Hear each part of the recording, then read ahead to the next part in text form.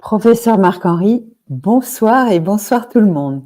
Merci vraiment, merci beaucoup d'avoir répondu à mon invitation parce que tu as bien vu, l'eau est au cœur de l'actualité depuis plusieurs semaines et on va en parler.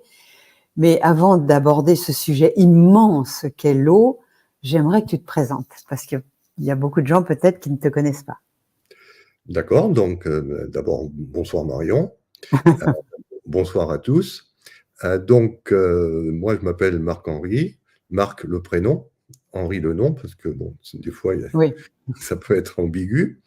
J'ai commencé ma carrière scientifique en 1980, donc ça doit faire maintenant plus d'une quarantaine d'années. Donc carrière scientifique qui a consisté à d'abord évidemment avoir un doctorat. En sciences, on fait Docteur rien. en quoi? Ingénieur chimiste, je crois. Oui. Docteur en chimie. Mm. Donc, j'ai préparé un doctorat. Là, c'était à Paris. Et ensuite, doctorat, donc je suis entré au CNRS, Centre national de la recherche scientifique, parce que depuis tout petit, je ne rêvais que de faire de la chimie et de la science. Donc, pour moi, après le baccalauréat, j'ai pas eu d'état d'âme, de casse-tête à résoudre. Ça serait de la chimie et de la science. Après, j'ai fait une carrière honnête au CNRS de chercheur. Donc, alors chercheur au CNRS, c'est-à-dire qu'on est vraiment dans un labo et on travaille pour des spécialistes. On ne travaille pas pour le grand public. Et ensuite, s'est posée dans les années 90 la question de la promotion. Ah. Quand on est jeune chercheur ambitieux, on a envie d'être promu. Et là, à Paris, mon directeur de thèse, qui dirigeait le labo où je faisais ma recherche, m'a dit bah oui, Marc, désolé, mais au CNRS, c'est bouché. T'es bon, tu peux sûrement aller plus loin, mais il va falloir attendre. Bon. Ok. Alors, quand on est jeune et qu'on vous dit il faut attendre, bon, c'est pas forcément agréable. Comme il voyait bien que j'étais pas vraiment envie d'attendre, il m'a dit, si tu n'as pas envie d'attendre, par contre, il y a une solution, c'est d'aller à l'université. Donc, de quitter le CNRS et de te présenter en tant que professeur des universités. Il y avait des concours. Il y avait un seul obstacle, c'est qu'il fallait passer un diplôme qui s'appelait l'habilitation à diriger les recherches pour pouvoir encadrer des étudiants et monter un laboratoire de recherche. Donc oui, j'ai passé mon habilitation en 93. J'ai été habilité à diriger les recherches. Et là, la commission de l'université Louis Pasteur de Strasbourg m'a recruté comme professeur. Donc à l'époque, c'était professeur deuxième classe. Et puis par contre, à l'université, on peut progresser beaucoup plus vite qu'au CNRS. Il y a beaucoup plus de possibilités. Et alors, à ça, à l'époque, je ne le savais pas. Hein. J'étais jeune, tout enthousiaste, que j'étais dans l'université où avait exercé Louis Pasteur, donc, qui allait devenir l'université de Strasbourg plus tard, puisqu'on allait enlever tous les noms. Mais ça, c'est des détails qui n'intéressent pas trop. Mais ouais. Parce que Pourquoi? dans cette université, il y avait aussi Antoine Béchamp. Ah, d'accord. Et donc, c'est la seule université où il y avait les deux grandes figures de la médecine. Pasteur qui disait que c'est les microbes, tout vient de l'extérieur, et Béchamp qui disait non, c'est le terrain qui fait tout. Ils étaient enseignants dans la même université, et moi j'arrive dans cette université, donc je bénéficie de toute cette histoire. C'est ça l'intérêt d'être dans une université. Ah oui, génial. Voilà, donc voilà, ça je me rends compte après. Hein. D'accord. Voilà, et puis après j'ai une carrière de professeur, je passe première classe, je crée mon laboratoire de recherche sur la chimie. Moi, ma spécialité c'était l'eau et la chimie des colloïdes. Donc, c'est-à-dire ces espèces qui sont en dessous du micron, mais au-dessus du nanomètre, qu'on appelle les colloïdes. C'était ma spécialité, jusqu'en 2020, où en 2020, il y a la crise que tout le monde connaît du Covid. Et là, j'avais la possibilité de continuer à enseigner et à faire de la recherche, ou alors de prendre ma retraite. Et j'ai choisi de prendre ma retraite pour des raisons. Ça me semblait intelligent de quitter l'université pour ne pas être contraint de faire des choses que je ne voulais pas faire et qu'on m'aurait obligé à faire. On a bien vu ça chez d'autres personnes. Et donc là, j'ai d'abord eu un éméritat, donc c'est-à-dire un statut qui permet de prolonger l'activité de recherche. On n'enseigne plus, mais on continue à faire de la recherche comme si on était actif. Et puis après, c'est posé le problème de renouveler l'éméritat, ça c'était en 2022. Et là, on m'a dit non. On m'a dit, D'accord. les recherches de Marc-Henri ne correspondent pas à la philosophie de la Bah, recherche. évidemment, puisque tu vas très loin maintenant. Oui, on allait, Euh, j'étais centré sur l'eau, et puis l'eau sous toutes ses dimensions, c'est-à-dire bien sûr l'eau, la chimie de l'eau, mais aussi l'eau en tant qu'élément fondamental de la conscience, l'eau comme étant en relation avec la musique, donc des choses qui, à Strasbourg, où on était avec le duel Pasteur-Béchamp, ça semblait complètement déconnecté. Donc, ils n'ont pas renouvelé mon éméritat. Et ce qui fait que maintenant, j'ai le statut d'honoraire. C'est-à-dire, je suis professeur honoraire à l'Université de Strasbourg, toujours. Ce qui me permet de continuer à faire de la recherche. Et alors ça, c'est génial parce qu'on n'a plus à faire d'enseignement. D'accord. Voilà. Alors, j'aurais voulu citer Jacques Collin, parce que moi, j'ai découvert, il est venu à un de mes séminaires dans les années 90, je sais pas si tu vois. Il a sorti d'ailleurs ce livre, je sais pas si on le trouve encore, L'eau, le miracle oublié. Je pense qu'il a... Je sais pas. Et il était venu et il nous avait interpellés parce que on prend conscience que finalement, la Terre, c'est presque un circuit fermé et on a la même eau depuis plus de 4 milliards d'années. Oui. On vit sur la même eau. Et il dit qu'il l'a intégré dans son rituel religieux par l'immersion du baptême, la purification, et ceci, depuis l'aube de l'humanité, elle est devenue un des instruments de miracle. Tout le monde a entendu parler de l'eau de Lourdes, etc. Donc cette eau, elle a tellement, c'est un grand mystère déjà d'ailleurs, et elle peut revêtre tellement de formes, entre de la glace où elle devient dure, un gaz où c'est un air humide, elle est lourde. Il y a tellement de choses. Et j'aimerais que tu nous dises déjà dans notre constitution, puisque nous sommes faits d'eau, j'aimerais que tu en parles parce que c'est tellement important de comprendre en volume combien on en contient. Et je t'écoute. On t'écoute. C'est mon sujet. Donc, en fait, il y a deux façons d'aborder l'eau. Soit vous restez dans la science classique, traditionnelle, et auquel cas il y a 3 états, qui donc sont l'état gazeux, l'état liquide et l'état solide. Alors, l'état gazeux, ça s'appelle la vapeur, l'état liquide, ça s'appelle l'eau, et l'état solide, ça s'appelle la glace. Donc, c'est ça qui est déjà intéressant, c'est que la substance, suivant son état, on lui donne un nom particulier. Ce qui, en science, n'est pas forcément toujours fait. Hein. Très souvent, on parle d'une substance et on rajoute gaz, liquide ou solide. Non, pour l'eau, il y a des mots spécifiques. Glace, eau, vapeur. Là, vous êtes, comment on appelle ça, BCBG, bon chic, bon genre, c'est-à-dire vous ne choquez personne.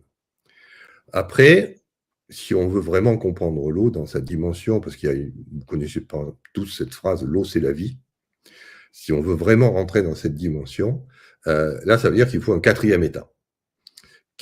Alors, ce 4e état n'est plus vraiment de l'eau. Moi, je l'appelle l'eau morphogénique. C'est-à-dire l'eau, si vous avez fait du grec et du latin, morphos, c'est la forme, génos, c'est je fabrique, je crée. Donc l'eau morphogénique, c'est l'eau qui crée la forme. Donc ça, c'est ma manière de qualifier ce 4e état. Si vous connaissez les travaux de Gérald Pollack, lui, il appelle ça l'easy water, l'eau EZ, ce qui est beaucoup moins poétique. Mais bon, c'est comme ça qu'il l'appelle. Mais c'est la même chose, hein. C'est-à-dire, c'est tout ce qui se passe quand vous mettez dans l'eau quelque chose. Et l'eau est un des meilleurs solvants qu'on connaisse. Donc, il y aura toujours quelque chose dans l'eau. Purifier l'eau, c'est extrêmement difficile. Parce que dès qu'il y a quelque chose dans l'air, sur le container, le récipient, hop, ça part dans l'eau. Donc, cette eau, ce 4e état que j'appelle l'eau morphogénique ou lily water en anglais, c'est un état donc qui est, alors lui, colloïdal. C'est-à-dire que la matière qui est dissoute et qui n'est pas de l'eau ne se trouve pas sous une forme macroscopique, elle est sous une forme nanométrique. Et cette forme nanométrique donne des propriétés particulières à l'eau, et c'est pour ça qu'on parle du 4e état de l'eau, cette eau morphogénique, et c'est cet état 4e qui donne la vie, qui est associé à la conscience, et qui a une mémoire. Donc les travaux de Jacques Benveniste, alors que tu peux peut-être nous en parler. Benveniste, voilà. Jacques Benveniste, c'était un très grand chercheur, toujours eu beaucoup d'admiration pour lui. Il était pressenti pour avoir le prix Nobel de médecine. Et puis, il a fait ce qu'il ne fallait pas faire, c'est-à-dire qu'il s'est intéressé à l'eau. Et en biologie, c'est ça le paradoxe, nous sommes faits, alors si on raisonne en termes de nombre de molécules, hein, pas en masse, en termes de nombre de molécules, nous sommes entre 96 et 97% que de l'eau. Tout le reste, c'est du décor. Et donc, s'intéresser à l'eau en biologie, c'est un crime. Il faut savoir que la biologie s'intéresse à peine à 3-4% des molécules qui sont dans votre corps. Les 96-97% qui restent, alors 96 c'est pour un homme, 97 c'est pour une femme.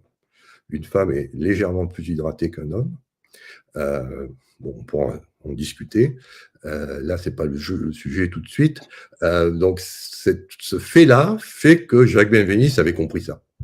Alors, explique son expérience qu'il a faite, parce que les gens oublient, parce que si on ne rappelle pas les choses, on oublie. Il y en a plusieurs. Alors, déjà, dans son laboratoire, il avait une personne qui s'appelait Bernard Poitevin. Et Bernard Poitevin était en relation avec le fabricant de remèdes homéopathiques Boiron. Et l'idée, c'était de comprendre comment fonctionne un remède homéopathique. Parce que Jacques Benveniste avait quand même cette qualité d'être médecin, c'est-à-dire l'idée, c'est de soigner. Et on savait très bien, dans les années 90, où il a commencé à faire ça, qu'on pouvait soigner soit par ce qu'on appelle l'allopathie, c'est-à-dire on vous donne des produits chimiques, avec évidemment tout le problème des effets secondaires, c'est-à-dire qu'on vous soigne, mais des fois on vous ramène une deuxième maladie à cause de ce qu'on vous a donné. Ou alors, il y avait cette médecine qui datait de 200 ans, qui avait été introduite par Samuel Hahnemann, qui était l'homéopathie.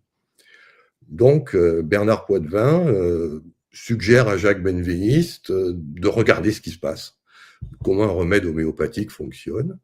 Et ça a été le début donc de la saga de la mémoire de l'eau. Donc, comment il a fait? Comment il a fait? Qu'est-ce qu'il a fait? Au départ, on passe ce que font tous les fabricants de remèdes homéopathiques, c'est-à-dire vous prenez une substance, vous la dissolvez dans l'eau, et puis vous prenez 1% que vous mettez dans 89% d'eau, vous secouez, vous reprenez 1%, dans 100%, vous secouez, et vous faites ça 20 fois, 30 fois, 100 fois, 200 fois. Et à la fin, vous obtenez quelque chose qui est tellement dilué que la substance de départ n'y est plus. Il n'y a plus que de l'eau. Et donc, comment il s'est aperçu de l'effet de l'homéopathie? J'aurais que tu concrétises. Il a introduit des techniques. Bien sûr, comme il n'y a plus de la substance de départ, il ne pouvait pas utiliser des techniques physico-chimiques, parce que les techniques physico-chimiques montraient qu'il n'y avait que de l'eau et rien d'autre. Donc, il utilisait des systèmes biologiques. Alors, ça peut être des cultures de bactéries. Et comme on lui disait, oui, mais quand même, une bactérie, c'est... un être humain, c'est un petit peu différent. Il est allé chercher cette fameuse expérience du cœur de cobaye, donc où on prend un cobaye qui est allergique à une molécule. Bon, j'ai plus le nom en tête, mais c'est pas grave. C'est-à-dire que quand la molécule est là, le cœur rentre en réaction histaminique et il est allergique à ça. Et donc, au lieu de lui donner la molécule, on lui donnait la dilution homéopathique de cette molécule, et le cœur ne faisait pas la différence. C'est-à-dire qu'il soit devant l'allergène ou le remède homéo hyper dilué où on ne voit plus rien, il réagissait pareil. Voilà. Comme le cœur réagissait alors qu'il n'y avait plus l'allergène, ça voulait dire que l'eau avait mémorisé quelque chose de l'allergène. Voilà, et ils ont tourné ça en dérision. D'où l'idée de l'eau vecteur d'information. Voilà. Et c'est quand Jacques Benveniste a voulu publier ça dans une très grande revue, c'est là où il a fait une énorme, moi je dirais pas une erreur, mais un truc qui est normal après qu'il y ait une telle réaction, c'est qu'il a choisi une revue qui s'appelait Nature, qui est aujourd'hui une des revues les plus cotées en biologie et en médecine. Parce qu'il visait, lui, il était persuadé d'avoir fait une bonne recherche et d'avoir compris en fait qu'on pouvait effectivement, avec un remède homéopathique, soigner les gens. Ce n'était pas simplement qu'on appelait à l'époque l'effet placebo, il y avait un effet réel dû à l'eau, à la mémoire de l'eau.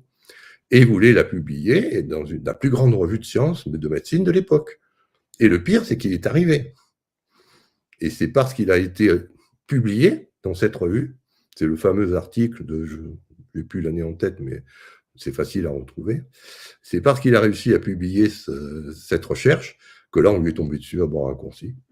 Parce qu'évidemment, l'industrie pharmaceutique Je suis pas très contente de ce genre de résultat. Oui. c'est-à-dire que plutôt que de s'embêter à fabriquer des tonnes et des tonnes de médicaments, à polluer l'environnement, parce qu'une usine chimique, ça pollue, hein, on pouvait simplement fabriquer une petite quantité de matière, je sais pas, 1 gramme. Et puis avec 1 gramme, vous diluez à 200 CH, vous pouvez faire des milliards de remèdes homéopathiques. Donc ça tuait complètement l'idée même de l'allopathie, c'est-à-dire cette idée qu'il faut fabriquer une molécule et vous la donner pour guérir. Et on Donc, validait complètement l'homéopathie et bon, aujourd'hui, ils sont en train de massacrer cette médecine en ne formant plus les médecins. et il a cherché des supports, évidemment, comme il s'est fait violemment attaquer. On l'a traité d'escroc, de charlatan, enfin bref. C'est une période difficile pour lui. Et il a donc cherché des supports dans le milieu scientifique, il n'en avait quasiment pas. La plupart se défilaient, parce que quand on voyait le traitement, ils étaient censés être prix Nobel, et il est tombé tout en bas de l'échelle de la classification des scientifiques. Le seul qui l'a un petit peu soutenu, c'est votre serviteur. Moi, j'ai été persuadé que Jacques avait raison. Donc, je le soutenais, mais à l'époque, je n'avais pas une réputation suffisante par rapport aux attaques qu'il subissait. Donc, c'est pour ça qu'après, il a eu le soutien d'un vrai prix Nobel, c'était Luc Montagnier, qui a repris ses recherches. Alors lui, Luc Montagnier est allé encore plus loin. Oui. C'était le cœur de cobaye pour montrer que même si le molécule n'était pas là, il y avait l'information dans l'eau. Ce que faisait Luc Montagnier, c'est que lui, carrément, il enregistrait un signal audio d'une eau qui avait été diluée, qui avait contenu un ADN. Et ensuite, avec ce signal, il l'envoyait par Internet dans un autre laboratoire en Italie pour refaire le même ADN qu'au départ, à partir d'un mélange aléatoire de nucléotides. Et là, Luc Montagnier se pensait à l'abri. Parce que lui, il était prix Nobel, Luc Montagnier. Oui. Il pensait que son statut de prix Nobel le mettait à l'abri. Et bien, pas du tout. Il a été critiqué, vilipendé, traîné dans la boue, comme Jacques Benveniste. Et Luc Montagnier, c'est à son tour chercher des supports dans le milieu scientifique. Et là, par contre, moi, je commençais à avoir une bonne notoriété. Et donc, jusqu'à la fin de sa vie, on a travaillé ensemble. Moi, je défendais ses idées à l'université. Et lui, il continuait à montrer que la mémoire de l'eau était une réalité. Ah oui, et oui. Voilà. Et qu'est-ce qu'il en reste? Plus grand-chose aujourd'hui, parce qu'ils sont en train de massacrer toutes ces médecines. Oui, mais parce que les enjeux, c'est toujours pareil, c'est des enjeux financiers. Les enjeux Alors, sont gros. Justement, puisqu'on parle d'enjeux financiers, quand même, je trouve que ça incroyable que sortent sur les mainstream, les médias, on va dire, classiques, officiels, cette histoire de Nestlé, puisque je peux le citer, puisqu'il y a eu un reportage sur la toxicité de certaines eaux embouteillées. Oui. Et l'eau du robinet. J'aimerais que tu nous parles donc de ces toxicités que l'on a dans l'eau du robinet, que l'on a dans certaines eaux, et après on abordera comment fait-on pour pouvoir boire une eau relativement saine. Donc d'abord, parlons de ces eaux embouteillées, des plastiques, etc., tout ce que ça peut contenir. Voilà, vas-y. Donc, là-bas, c'est très simple, c'est 3 mots. L'eau, c'est la vie. Oui. Ça, c'est clair. On ne sait pas créer une forme de vie sans eau. Donc, ça, c'est déjà le premier point. Mais ça veut dire la vie multicellulaire, mais aussi unicellulaire. C'est-à-dire les bactéries font partie de la vie. Hein. Donc, s'il y a de l'eau, il y a des bactéries. Et comme on le sait, parce que, comme je vous l'ai dit dans l'introduction, moi je viens de l'université Louis Pasteur, si on prend le dogme pasteurien, dès qu'il y a des bactéries, elles nous veulent du mal, se précipitent pour nous rendre malades. D'où la technique des antibiotiques, qui consiste à tuer les bactéries avec un produit chimique redoutable qui s'appelle un antibiotique. Et cet antibiotique, évidemment, a des effets secondaires, comme je l'ai dit tout à l'heure. Voilà, donc ça, c'est comme ça. Donc, vous avez de l'eau quelque part. Première chose, est-ce qu'elle est stagnante ou en mouvement? Est-ce qu'elle coule? librement ou est-ce qu'elle stagne? Dès que l'eau stagne, c'est un nid à bactéries. C'est-à-dire que les bactéries sont contentes, elles peuvent on appelle proliférer. C'est-à-dire, comme l'eau ne bouge pas, elles peuvent se rencontrer, faire ce qu'elles ont à faire. Ça s'appelle la reproduction. Donc, une bactérie donne deux bactéries en donnent quatre. Et donc, on a ce problème de contamination bactérienne qui est lié à une eau qui est stagnante. Une des premières solutions pour éviter ça, c'est tout simplement de faire couler l'eau, de la laisser bouger, de ne pas la stocker. Mais vous voyez là, on tombe sur un problème de société, c'est que quand vous ouvrez le robinet, ça veut dire qu'il faut laisser le robinet tout le temps ouvert. Bonjour la facture d'eau. C'est vrai que si vous laissez le robinet tout le temps ouvert, il n'y a pas de grand risque de prolifération bactérienne.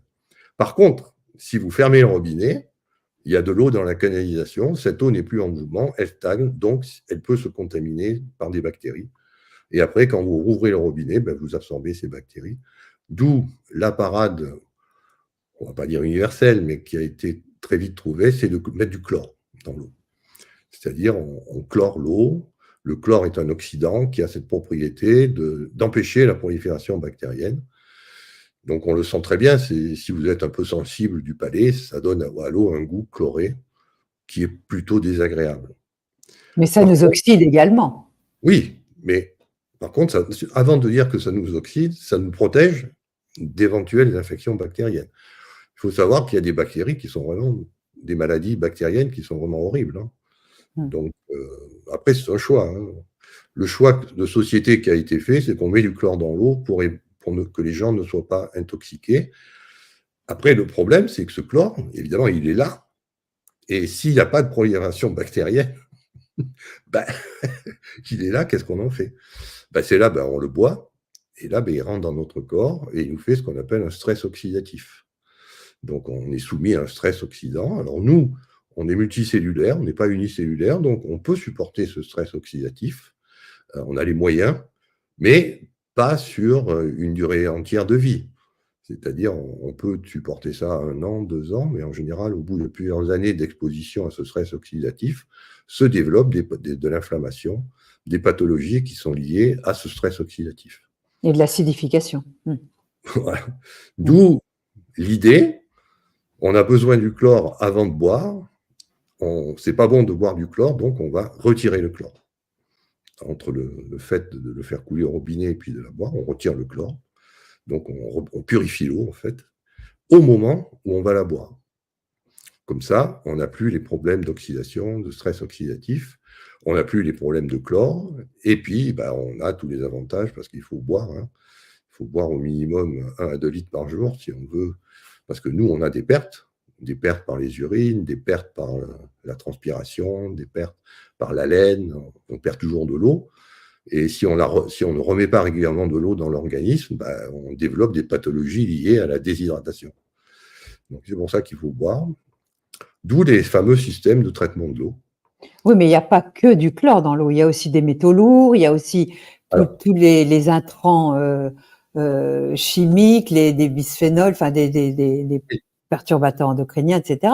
Moi, j'y vais petit à petit. Bon, d'accord. Non, mais le premier problème, c'est le chlore. D'accord. Parce que c'est nous qui le rajoutons. Donc ça, on en est responsable. Après, ce qui se passe, quand on connaît l'eau, alors ceux qui n'y connaissent rien diront que ça répond à la formule H2O, donc 2 hydrogènes pour un oxygène. Si on se limite à cette formule H2O, on sait que cette formule existe sous forme de dipôle électrique. C'est-à-dire l'oxygène est un côté qui est chargé négativement, et les hydrogènes compensent cette charge négative du côté de l'oxygène avec des charges positives. D'où l'existence d'un dipôle. Chaque molécule d'eau se comporte comme un dipôle sur le plan électrique.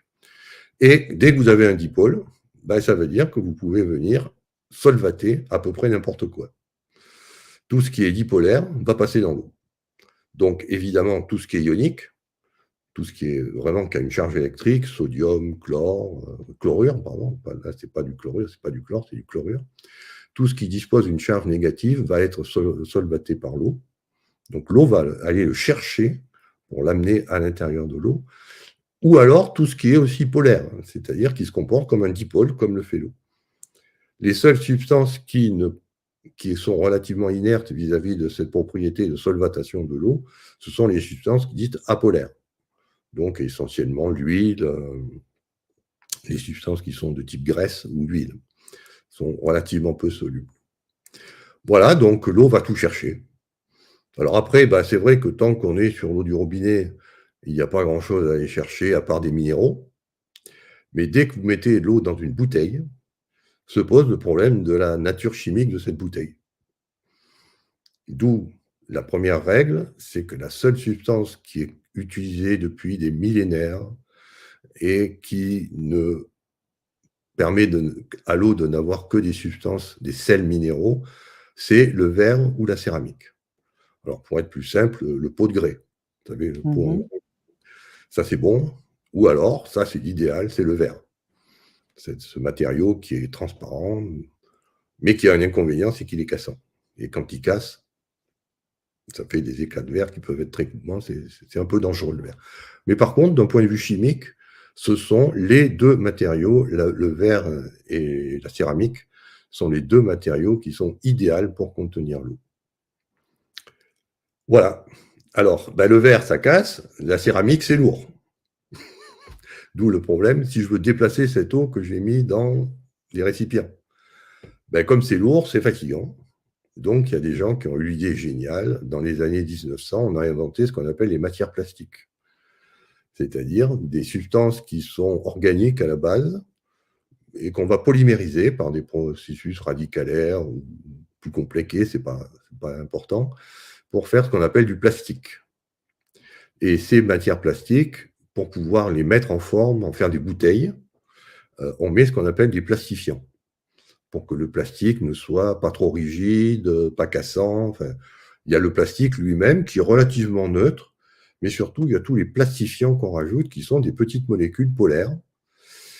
Et évidemment, devinez ce que fait l'eau quand elle voit ce plastique. Miam, miam, miam, ça passe dans l'eau. Donc là, vous avez une pollution organique. Dès que vous mettez l'eau en bouteille de plastique, vous avez une pollution organique qui apparaît. Sauf si vous prenez ce plastique qu'on appelle le polyéthylène, qui est un des rares plastiques où on ne met pas d'adjuvant et de plastifiant. Mais si c'est une autre matière plastique que le polyéthylène, là, il y a des adjuvants, il y a des plastifiants, et l'eau se pollue par ces choses-là. Et quand vous buvez à la fois de l'eau, plus ces molécules, qui ne sont pas des molécules qui sont très bonnes pour la santé. Encore une fois, le corps a les capacités de les éliminer, ce n'est pas le problème. Mais sur le long terme, ces capacités faiblissent, et là apparaissent des problèmes. Avec l'eau, le problème, c'est toujours sur le long terme. À court terme, il y a très peu de problèmes. Par contre, dès qu'on a un système de traitement d'eau et qu'on l'utilise sur une dizaine, une vingtaine d'années, c'est là que peuvent apparaître les problèmes. D'où les scandales aujourd'hui de l'eau en bouteille, parce qu'évidemment, ces molécules ne sont pas bonnes pour la santé. Donc, on a appris que les fabricants d'eau en bouteille, normalement, l'eau minérale vendue, vous n'avez pas le droit de la traiter. Vous devez la donner comme ça. Oui, c'est ça. Et il paraît que les nappes phréatiques sont maintenant contaminées avec ce qu'on appelle les PFAS, qui sont des polluants éternels. Ça, c'est des polyfluorohydrocarbones, donc ce sont des molécules qui viennent justement de tous ces plastiques. Et là, ce que font les fabricants d'eau en bouteille, comme ils ne veulent pas avoir ça dedans, ils filtrent ou ils purifient l'eau avant de la mettre en bouteille, mais sans le dire. Et là, ils n'ont plus le droit d'avoir l'appellation eau en bouteille. Ça devient une eau modifiée. Il faudrait revenir à l'eau aux bouteilles consignées. On rapporte les bouteilles, on reprend les bouteilles. Et on marchait comme ça jusqu'aux années 70. Ce qui est horrible, c'est EDCH. C'est quoi? EDCH. Eau destinée à la consommation humaine. EDCH. Donc, on ne parle plus d'eau en bouteille, on parle de DCH. Là, je parle au niveau des politiques, de ceux qui font les lois sur l'eau. Et donc, dès qu'il y a les EDCH, il y a des normes, il y a des choses à faire, des choses que vous pouvez faire, des choses que vous ne pouvez pas faire. Et c'est là où les fabricants d'eau en bouteille, ils ont fait ce qu'ils ont voulu, en fait, sans trop déclarer. Et donc, évidemment, il y a un retour de bâton. C'est que si vous ne respectez pas les normes telles qu'elles sont édictées par le pouvoir politique, vous n'avez plus le droit à cette appellation de DCH. Ça devient de l'eau, mais vous n'avez plus le droit de la proposer à la commode boisson. Donc là, on rentre dans la politique, hein, on n'est plus dans la science, là. On est dans la politique. Et donc, c'est tout le scandale de l'eau en bouteille. L'eau, il faut savoir qu'une fois que l'eau est polluée, c'est très difficile de la dépolluer. C'est pas impossible, mais ça coûte très cher. Comme toujours, dans notre société où tout coûte cher, on a tendance à aller au plus rapide et de ne rien faire. J'ai une question Internet de Bernard qui dit: est-ce que les filtres Berquet filtrent les plastiques de bouteilles? Bon, moi j'ai eu la confirmation que... Vas-y, parle, parce que ces filtres ont eu beaucoup de succès, mais apparemment ils sont interdits aux États-Unis maintenant. Oui. Alors, non seulement ils sont interdits, mais ils sont classés comme pesticides. Ah bon? Par l'agence européenne. Ah bon? Oui, parce que c'est toujours la même histoire. Explique. L'eau, c'est la vie. Donc, pour éviter la prolifération bactérienne dans ces filtres, ils mettent des nanoparticules d'argent. Ah. Et l'argent est classé comme pesticide. Puisque pesticide, c'est quoi? C'est quelque chose qui tue la vie bactérienne dans le sol. Mais évidemment, là, ils en mettent dans leurs produits. Alors, des charges, ils ont été honnêtes, ils l'ont dit, qu'ils mettaient des nanoparticules d'argent. Parce qu'il faut savoir que la filtration de l'eau, c'est pas la bonne technique. On en parlera après des filtrations. Ouais, on va d'abord faire un état des lieux. Pour justifier, c'est des filtres qui ne sont pas donnés non plus. Oui. Pour justifier et motiver les gens à acheter ça. Si en plus on sait qu'il y a des proliférations bactériennes, le mieux c'est de faire ce qu'il faut pour que le filtre reste toujours exempt de bactéries. Parce que si jamais le filtre est contaminé par des bactéries, les bactéries vont se retrouver dans l'eau et ensuite vous allez boire cette eau. Possibilité D'accord. Pardon. Oui, je finis. Oui, vas-y. Oui. L'autre problème avec les filtres Berquet, c'est que vous ne pouvez pas acheter un filtre Berquet. C'est pas une société qui ne vend pas au public. Elle ne fonctionne que par un système de revendeurs. C'est-à-dire, elle vend à des revendeurs, et ce sont les revendeurs qui vous vendent le produit Berquet. Mais vous, en tant que grand public, vous n'avez pas accès à la société mère.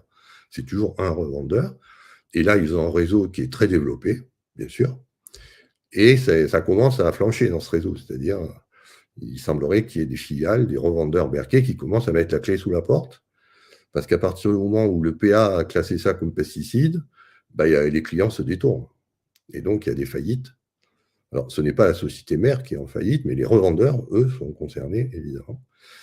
Donc, ça fait un deuxième problème. Vous achetez un système qui n'est pas forcément donné, d'un point de vue financier, et puis tout d'un coup, le revendeur fait faillite.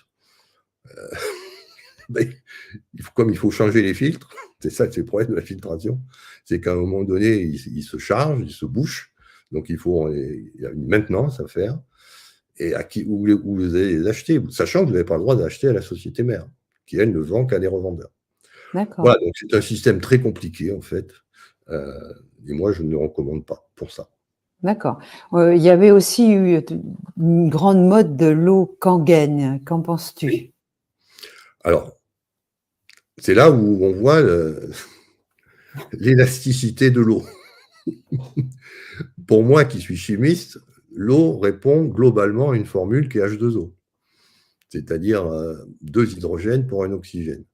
Après, il peut y avoir des espèces dissoutes, mais si c'est des minéraux, bon, alors, les minéraux, on les connaît bien, hein, c'est le sodium, c'est le chlorure, c'est le potassium, c'est le calcium, c'est le magnésium. Ça, c'est considéré comme faisant partie de l'eau, parce que je vous dis, dans la nature, l'eau, vous ne la trouvez pas comme ça. Hein. Elle est toujours au contact d'une roche, et cette roche, évidemment, donne ses minéraux à l'eau. Ce qui fait qu'on appelle eau une eau qui contient de l'eau, H2O, plus des minéraux. Et ils sont bien connus, ces minéraux, magnésium, calcium, carbonate, chlorure. Voilà, donc ça, c'est ce qu'on appelle l'eau. Et ensuite, ce que fait Kangen, la société Kangen, donc, c'est qu'elle trouve intelligent d'électrolyser l'eau. C'est-à-dire, elle met 2 électrodes dans l'eau, elle met suffisamment de minéraux pour que l'eau devienne suffisamment conductrice du courant électrique, et on fait une électrolyse.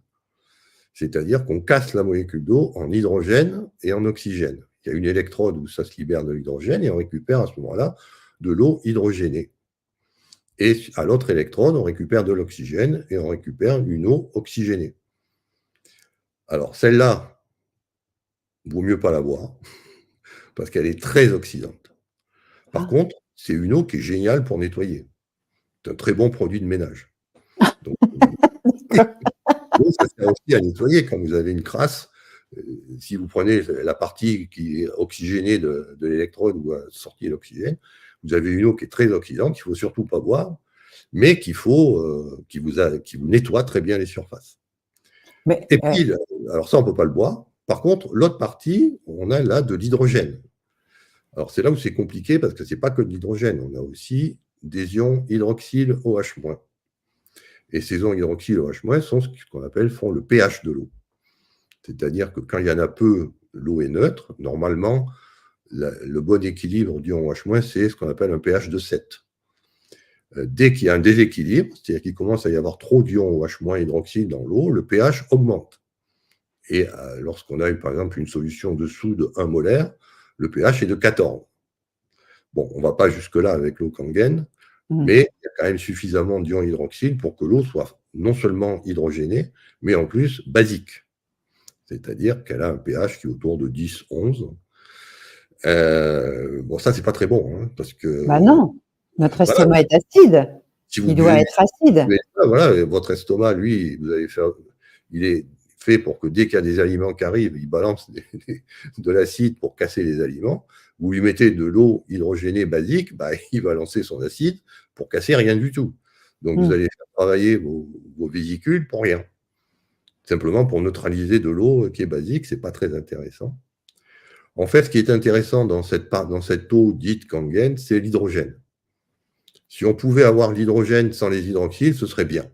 D'accord. C'est pour ça qu'il y a d'autres systèmes qui, eux, ont choisi de ne pas électrolyser l'eau, mais de faire buller de l'hydrogène, saturer l'eau en hydrogène, et on fait ce qu'on appelle de l'eau hydrogénée. D'accord. Donc pour moi, l'eau Kangen n'est pas de l'eau. C'est une eau modifiée chimiquement, qui peut avoir un intérêt. C'est toujours pareil, vous êtes malade. Vous avez une pathologie. Alors évidemment, plus la pathologie est grave, plus ça peut être intéressant, parce que comme vous êtes malade, vous avez envie d'aller mieux, et là, l'eau Kangen, des fois, peut vous tirer de situations qui sont difficiles. Rééquilibrer un terrain qui est déséquilibré, c'est possible. Mais si vous êtes en bonne santé, quel est l'intérêt d'aller mettre ce déséquilibre basique dans votre corps? Ça, c'est la question qu'il faut toujours se poser. D'où, moi, ma recommandation, c'est qu'on doit toujours boire une eau qui est neutre. Ni acide, ni basique, neutre. L'eau est faite pour être neutre. Et là, on peut parler d'eau. Et surtout d'eau de boisson. Oui. Parce qu'on peut Alors aussi justement, se laver. C'est pas encore autre chose, le fait de l'eau qu'on utilise pour se laver. Là, oui, l'eau elle peut être pas forcément neutre, mais celle qu'on boit, elle doit arriver dans l'estomac de façon plutôt neutre. C'est mieux. Alors, j'avais été interpellée à l'époque par un petit livre qui s'appelle Le secret des patriarches, et c'était les travaux de Marcel Violet. Et Marcel Violet avait fait donc de l'eau chimiquement pure, H2O, et le tétard étant une petite bestiole très très sensible aux ondes biologiques et à la vie, il avait mis un tétard dedans qui a été foudroyé sur place. Alors, il s'est dit, tiens, bah, comme tu disais tout à l'heure, il a oxygéné son eau. Il dit, il y a un manque d'oxygène, il faut l'abattre un peu. Il remet un tétard qui meurt foudroyé. Il réfléchit, il met cette même eau chimique sur sa fenêtre, c'était l'été, bien fermé hermétiquement. Il rouvre un mois après, qu'il y a eu les rayons du soleil, etc.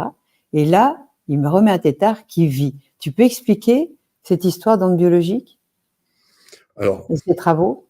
Oui, bien sûr, mais je ne peux pas utiliser le vocabulaire de Marcel Violet. Voilà, c'est son vocabulaire. Hein. Donc, toi, tu vas utiliser un bon vocabulaire scientifique. Voilà, c'est son vocabulaire à lui. Marcel Violet, c'était un académicien, donc c'était pas non plus n'importe qui. C'était un bon scientifique, mais il utilisait le vocabulaire d'il y a un siècle. Donc, aujourd'hui, on a quand même une autre chose. Donc, ce qu'on appelle les ondes biologiques, non. Moi, j'en connais pas d'ondes biologiques. Oui. Par contre, je vous dis, l'eau, c'est la vie. C'est-à-dire C'est-à-dire à partir du moment où vous avez fait à l'eau ce qui doit être fait, eh bien, vous avez procuré la substance qui donne la vie. Ça, c'est sûr. Reste à savoir ce qu'il faut faire à l'eau. Voilà. Comme l'a montré Marcel Violet, il ne suffit pas qu'elle soit pure. Ouais. Si elle est pure, elle n'est pas forcément bonne à la vie. On va peut-être parler d'osmose inverse. C'est un Oui, des on gros va parler de ça, problèmes de oui. l'osmose inverse, c'est que ça donne une eau qui est morte, Mm. qui n'est pas favorable à la vie. Donc, il va falloir faire quelque chose. Il ne faut pas la laisser comme ça, dans cet état-là.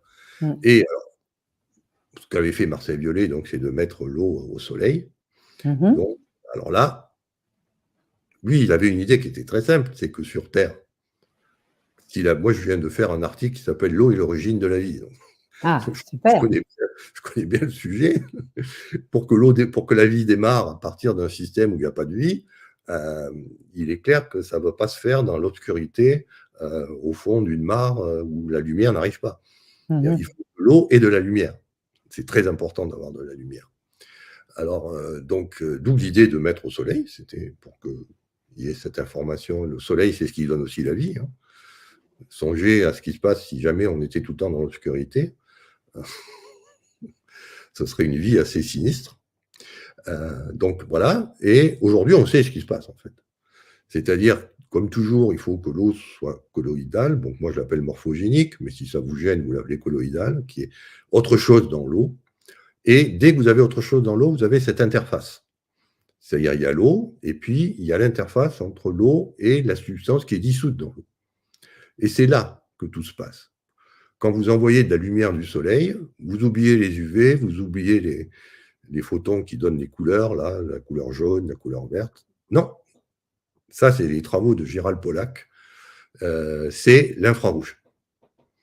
Il y a dans le Soleil une partie du spectre de fréquence qui est dans l'infrarouge. Et ça a très bien été montré par Gérald Pollack, donc, qui est un chercheur américain. C'est que quand vous mettez de l'eau comme ça, morphogénique, au contact d'infrarouge, la couche d'eau qui est affectée par la présence du soluté change de taille. Et plus vous irradiez, plus cette zone d'eau, qui lui, il appelle la zone d'exclusion, devient importante.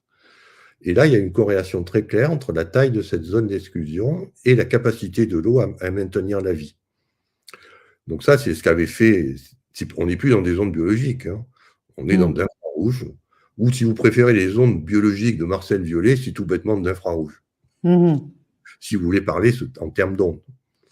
C'est-à-dire que l'eau est sensible à l'infrarouge. Voilà, donc. Et donc, ça donne de la vie. Oui, à partir du moment où l'eau est soumise à l'infrarouge, vous pouvez augmenter cette zone interfaciale, et tout se passe là, en fait. S'il y a de l'information à mémoriser, c'est là que ça se met, et pas dans l'eau pure. Et, donc, voilà. Et il expliquait que à peu près cohérente. Dans les fermes, suite à un orage, les vaches, les animaux de la ferme préféraient boire l'eau des flaques que l'eau qui sortait du robinet, et que les végétaux poussaient beaucoup plus vite après une pluie d'orage, parce qu'elles étaient chargées. Tu peux expliquer? Oui, alors, parce que là, moi, je vous ai parlé de l'eau mise au soleil. Quand on est avec un orage, il n'y a pas de soleil. Mais par contre, les infrarouges sont toujours là. Hein. C'est pas parce que je vous dis, c'est pas la partie visible, c'est la partie infrarouge qui permet d'activer l'eau. Mais avec la pluie et l'orage, il y a quelque chose en plus, c'est qu'il y a les éclairs. C'est-à-dire que la Terre se comporte comme un condensateur, et dès que vous avez un condensateur, que vous avez une accumulation de charge trop forte, le condensateur décharge, et ça s'appelle l'éclair. Et en général, associé à cet éclair, il y a un son caractéristique qu'on appelle le tonnerre. Donc, l'eau d'orage a cette caractéristique, c'est qu'elle est structurée, elle est alimentée par l'infrarouge, mais en plus, vous rajoutez une différence de potentiel électrique, en fait. C'est-à-dire, elle a été électrifiée, pas électrolysée, hein, électrifiée. C'est-à-dire que les molécules d'eau ont été polarisées par ce condensateur qu'est la Terre. Il y a une polarisation de l'eau, et il semble que cette polarisation de l'eau est aussi bénéfique à la vie. Et il disait également que, par exemple, quand on allait à Vichy, qu'on buvait l'eau au griffon, elle était très active, alors que la même eau mise en bouteille perdait ses propriétés. Oui, alors c'est tout le sens de ce que je disais tout à l'heure. C'est-à-dire que si vous regardez quelques dizaines d'années en arrière, l'eau du Griffon coulait. Oui, Il n'y avait pas de robinet. On laissait couler dans les fontaines municipales, ça coulait tout le temps. Donc on avait toujours cette eau en mouvement. Il faut savoir que dès que l'eau est en mouvement, elle donne la vie. Si jamais vous la faites arrêter de couler, elle devient une eau de mort. d'accord. D'où des tas de techniques qui consistent à, une fois que vous avez mis l'eau dans une bouteille, de la remettre en mouvement pour redonner de la vie. Mais au Griffon, c'est idéal parce que là, l'eau coule et vous n'avez pas ce problème. Donc vous Mais prenez l'eau au Griffon, vous la buvez et vous buvez une eau qui est vivante. et alors, comment ils font quand ils mettent en bouteille, bien sûr en plastique contaminant, pour qu'elle pourrisse pas l'eau en bouteille? Et ils Puisqu'une eau mettent stagnante, ça pourrit. et on met ce qu'il faut dans l'eau. Ils C'est mettent là du où chlore? la chimie de l'eau en bouteille. C'est pour ça que moi, je déconseille fortement de boire de l'eau en bouteille. Parce que comme on l'a vu là récemment, ils disent pas tout.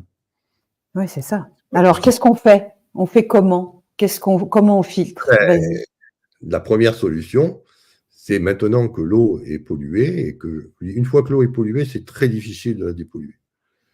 C'est-à-dire que la pollution va s'accumuler. Plus vous attendez, plus la pollution va s'accumuler. Donc, il y a des systèmes de purification d'eau. Le système, alors c'est là où il faut parler un peu de prix. C'est-à-dire le système le moins cher, c'est la filtration. La filtration, comment? Alors, avec des filtres. Donc, c'est par exemple le cas du filtre Berquet. On va prendre une substance magique qui est le charbon actif. Vous prenez un végétal et vous le faites brûler, mais pas en présence d'air, en absence d'air. Et quand vous brûlez une matière combustible en absence d'air, elle se transforme dans cette matière qu'on appelle le charbon. Mhm. Si vous travaillez bien, il y a un optimum, hein, c'est une technologie qui est au point, elle est au point depuis des millénaires, vous obtenez donc ce qu'on appelle ce charbon actif. Mhm. C'est une matière qui est noire, qui est neutre, elle est insoluble dans l'eau. Par contre, elle a ces fameux pores nanométriques et micrométriques qui font que tout ce qui est dans l'eau va venir dans ces pores. Et donc, ça va aspirer tous les polluants de l'eau. Surtout si ces polluants de l'eau sont de nature organique, c'est-à-dire viennent d'une matière plastique. Là, le charbon actif, il adore. Si c'est des minéraux, non. Le charbon actif, c'est pas son truc, les minéraux. Donc, vous voyez, vous avez une eau qui est chargée avec des polluants organiques qui viennent de notre activité moderne du XXe siècle, de l'industrie chimique. Le simple fait de mettre l'eau au contact de cette matière qu'on appelle le charbon actif, vous gardez la minéralité de l'eau, mais par contre, vous retirez tout ce qui était organique et pesticides, enfin tout ce qui pose problème, quoi. Donc, c'est des dispositifs au charbon type Brita, c'est ça? Non? Oui, c'est Brita ou Mais dès, je crois, que vous oui. avez, dès que vous filtrez, c'est toujours du charbon quelque part, il y a toujours du charbon. Mais on filtre pas les PFAS et les nanos avec ça. En partie, en partie. Là, Et il c'est le paraît qu'au bout de 30 litres, ça relargue toutes les voilà, cochonneries qu'il a filtrées. ça c'est le C'est gros ça? problème de la filtration. C'est vrai que quand le charbon est neuf, c'est très efficace. Mais au fur et à mesure, il se charge. Et puis, bah, une fois que vous avez chargé, c'est-à-dire que vous avez bouché à peu près tous les trous du charbon, là, ça fonctionne moins bien. Et pire, si vous mettez une eau qui est à peu près propre, ça peut relarguer. C'est-à-dire que le polluant, au lieu de rester dans le charbon, il repasse dans l'eau. D'accord. Donc, c'est pour Et ça que les bâtons de charbon qu'ils vendent, qu'ils mettent dans l'eau, là, c'est mais tout quoi ça, ça? c'est pareil. L'idée, c'est que si l'eau est très polluée, c'est bon. Mais dès que l'eau n'a pas un certain niveau de pollution, ça peut être dangereux. Et surtout, on ne sait jamais quand il faut changer les filtres. On ne sait D'accord. jamais quand ils saturent. Mhm. Alors, ce qu'ils Et font, l'eau du robinet, elle contient des métaux lourds aussi, selon les canalisations. Ça oui. filtre pas, ça, si? Ah si, les métaux lourds, ça fait partie des espèces qui ont une bonne affinité pour le charbon actif. D'accord. Donc, Alors ensuite, le plus sécure, c'est l'osmose inverse, reminéraliser et il y a, redynamiser, oui, non? oui, moi, c'est ce que je. Enfin, après, on arrive Moi sur aussi, les. c'est ce que j'ai, moi. Moi, j'ai un appareil, voilà, vas-y, explique. Un peu phosphorer sur le sujet, parce que vous imaginez qu'en 40 ans de recherche sur l'eau, on m'a posé cette question des milliards de fois. Donc, il a fallu quand même que je trouve des réponses qui sont adaptées aux gens. Donc, la filtration, on oublie, ou du moins, on ne l'utilise que ce qu'on appelle en pré-filtre. C'est-à-dire qu'on va l'utiliser pour enlever ce qui est le plus gros. Et ça, le charbon actif marche très bien pour ça. Par contre, tout ce que le charbon actif ne peut pas ou arrive mal à retenir, là, on va utiliser un autre dispositif qui est ce qu'on appelle une membrane. Et une membrane qui a la particularité, donc là, il faut que je vous explique un petit peu comment ça fonctionne dans votre corps. Quand vous buvez de l'eau, l'eau est en milieu ce qu'on appelle extracellulaire. Or, ce que votre corps a besoin, ce n'est pas d'eau extracellulaire, enfin, en partie, mais elle a aussi besoin d'eau intracellulaire. C'est-à-dire qu'il faut que l'eau aille à l'intérieur des cellules. Et c'est là qu'il y a un gros problème. C'est que nous, ces cellules sont entourées d'une couche de graisse qui sont parfaitement imperméables à l'eau. La graisse ne laisse pas passer l'eau. Donc, on a une protéine qui est spécialisée dans le passage de l'eau à travers la membrane lipidique qui s'appelle les aquaporines. Donc, on a ces aquaporines. Et la caractéristique de ces aquaporines, c'est qu'elles font passer les molécules d'eau une à une. Donc, il y a une molécule qui passe, et la deuxième attend sagement que la première soit passée, pour passer à son tour. Et puis la troisième, elle attend que la deuxième soit passée. Ça passe molécule par molécule. Alors ça présente un énorme avantage, c'est qu'il n'y a que l'eau qui peut passer. Toute autre substance est arrêtée. Donc on est sûr qu'autant il peut y avoir une pollution en milieu extracellulaire de l'eau, par contre en intracellulaire c'est critique, ne passe que l'eau. Et si on a besoin de minéraux, il y a des aquaporines qui sont spécialisées dans le passage aussi des minéraux. Mais c'est très calibré et l'idée de l'osmose inverse, c'est exactement ça, c'est-à-dire de faire une structure nanométrique via une membrane en plastique, hein. On est obligé là, mais on prend un plastique de très bonne qualité qui n'a pas de plastifiant, avec un trou qui ne laisse passer, comme dans les aquaporines, que les molécules d'eau une par une. Ce qui fait que de l'autre côté de la membrane, on récupère une eau qui est très pure. Et donc, c'est le meilleur moyen, une fois qu'on a filtré au départ, c'est ce qu'on appelle le pré-filtre, on retire ce qui est trop gros, parce que sinon, vous allez boucher la membrane et ce qui coûte cher dans l'osmoseur, c'est la membrane. C'est là qu'il faut mettre de l'argent. Le reste, c'est cher, mais c'est pas non plus, c'est pas inabordable. Donc, on protège la membrane par un pré-filtre, et ensuite, on fait passer l'eau, comme le font nos cellules. Donc, c'est pour ça que c'est un très bon procédé, l'osmose inverse. Alors, évidemment, comme l'eau, elle n'a pas envie de passer, pour ça qu'on parle inverse, c'est-à-dire qu'on va à l'inverse du gradient de concentration. Et pour ça, on utilise une notion qui est bien connue en biologie, qui est la pression osmotique. C'est-à-dire, dès que vous avez des espèces qui sont dissoutes dans l'eau, elles génèrent une pression osmotique. Et ce qu'on fait, c'est que de l'autre côté de la membrane, on applique une pression qui est supérieure à la pression osmotique que donnent les espèces qu'on veut retirer. Et à ce moment-là, l'eau, c'est l'eau qui passe et pas des espèces. Voilà, donc on obtient une eau qui est ultra pure, mais qui est morte. C'est-à-dire que si on fait l'expérience de Marcel Violet de mettre des têtards dans cette eau osmosée, c'est pas bon. Donc, surtout, ne pas boire une eau directement en sortie de membrane, il faut faire quelque chose. Et c'est là où, chaque fabricant a ses techniques. Moi, je ne veux pas entrer dans les détails. Chaque fabricant a sa manière de remettre de l'information de vie dans l'eau. Moi, ce que je sais, c'est qu'après 40 ans de recherche, il y a un travail que je trouve vraiment très bon, qui est le travail de René Quinton.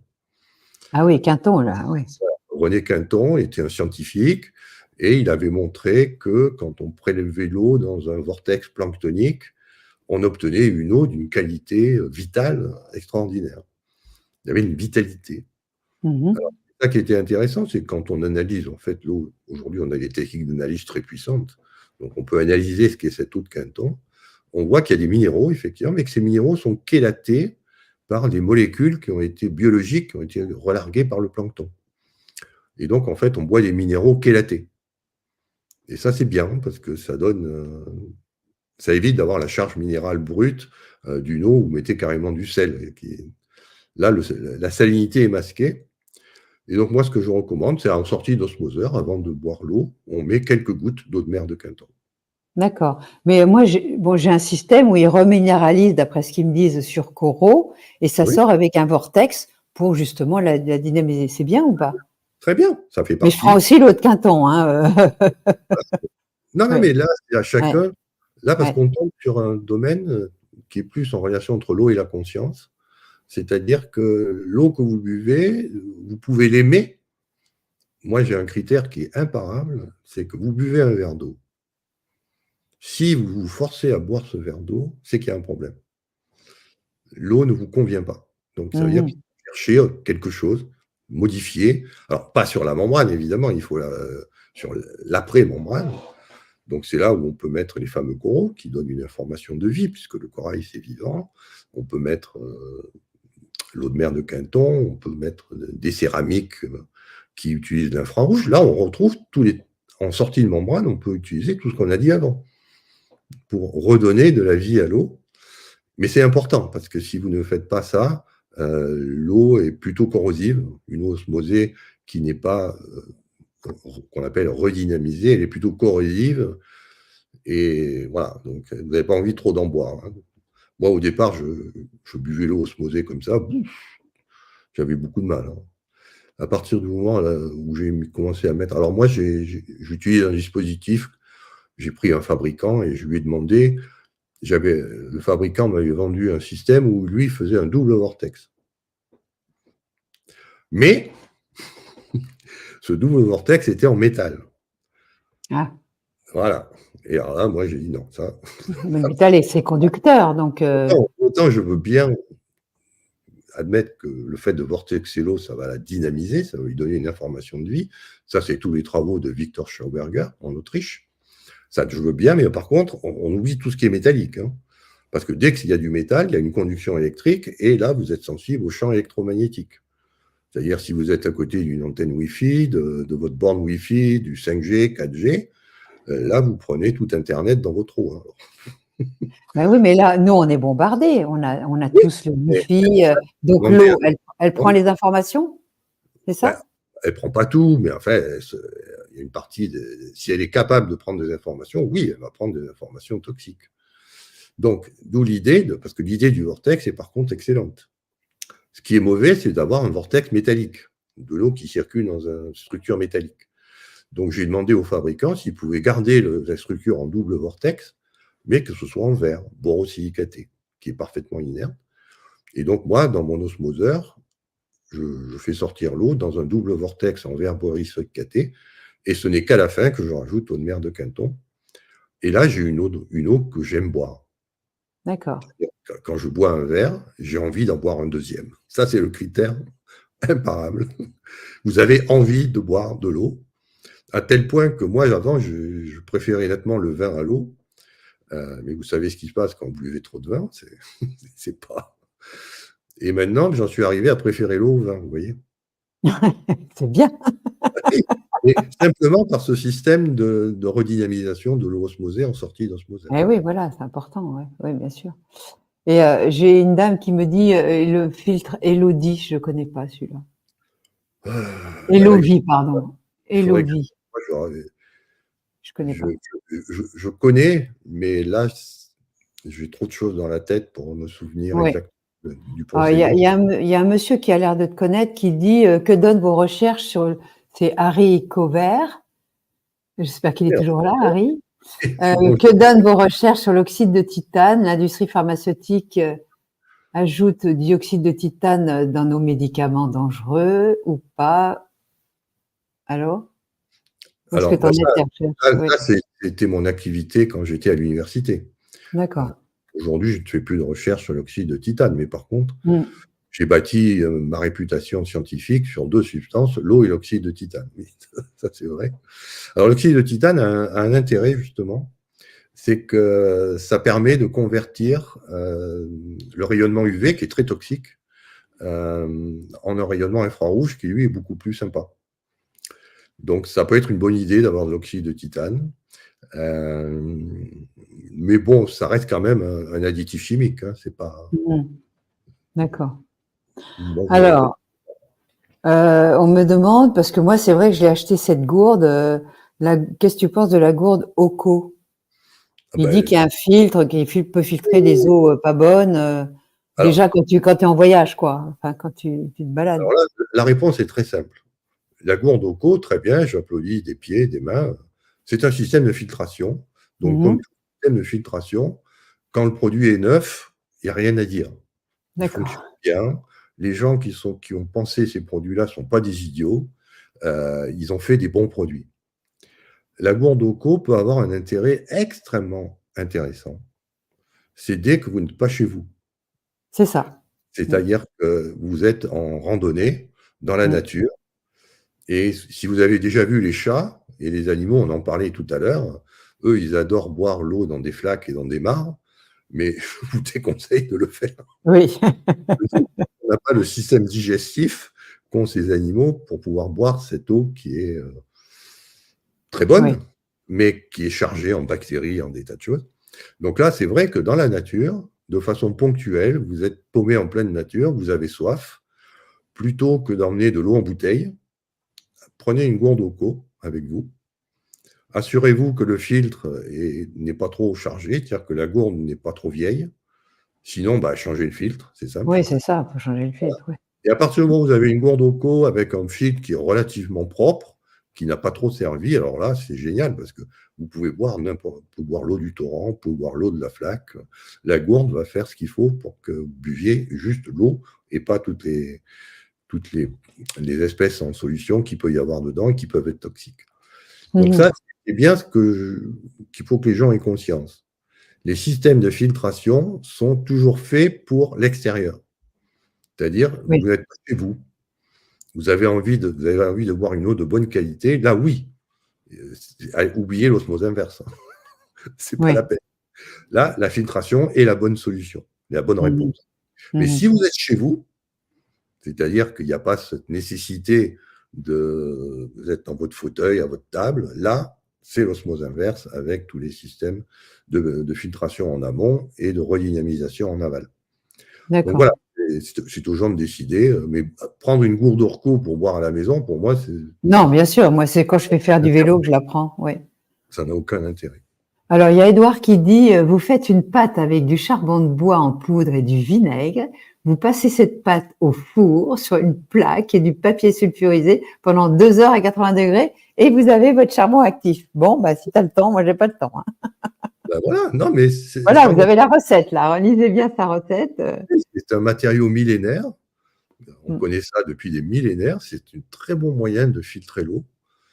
Par contre, je vous dis, ça ne retire pas les minéraux. C'est-à-dire que si vous avez une eau qui est trop chargée en minéraux, le charbon actif, là, n'aura aucun effet. Mais dès qu'il s'agit d'une pollution organique, oui, à condition que le filtre ne soit pas saturé, c'est un bon système.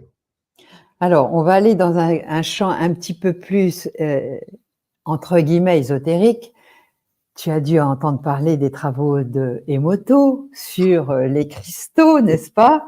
Et moi, Ça, j'avais rencontré Pierre Rubeza, pour le citer, qui travaille beaucoup sur le son, etc. Et, c'est pire. et qui l'a, Pierre Rubeza, ouais, et Pire, Pierre, ouais, mais ça pire. s'écrit P-I-E-R, alors c'est compliqué, PIER. ouais. Et il m'avait dit, mais attends, c'est du bullshit. Il a pris les meilleurs cristaux quand il y avait marqué amour, gratitude, et puis il avait pris les pires quand c'était la haine et la guerre, etc. Qu'est-ce Ça, que c'est tu en penses, c'est vrai? bah, moi, Emoto, j'en pense quoi? Moi, je suis scientifique. Hum, Donc, si je critique Emoto, ce sera en tant que scientifique, hum, vu la procédure. Et là, comme a dit Pierre Ubeza, c'est inadmissible. La ouais, manière dont il travaille d'un point de vue scientifique, effectivement, il fait sans faute. Il prend une eau, alors ah, je t'aime, je t'aime, je t'aime, je t'aime. Hop, on fait 100 plaques, on fait cristalliser. Et puis, dans les 100 plaques, on ne sort que celles qu'on veut bien montrer. Les autres, on les montre même pas. Donc ça, d'un point de vue scientifique, ouais. c'est pas C'est acceptable. très orienté, quoi. On D'accord. peut le faire, mais il faut faire au moins une statistique. Hum, C'est-à-dire ne pas présenter une photo, mais présenter un ensemble de photos représentatives avec un histogramme où on a analysé la photo. Euh, et là, donc, d'un point de vue scientifique, moi, je ne prends pas. Par contre, n'oublions pas que Emoto est un artiste. Mmh.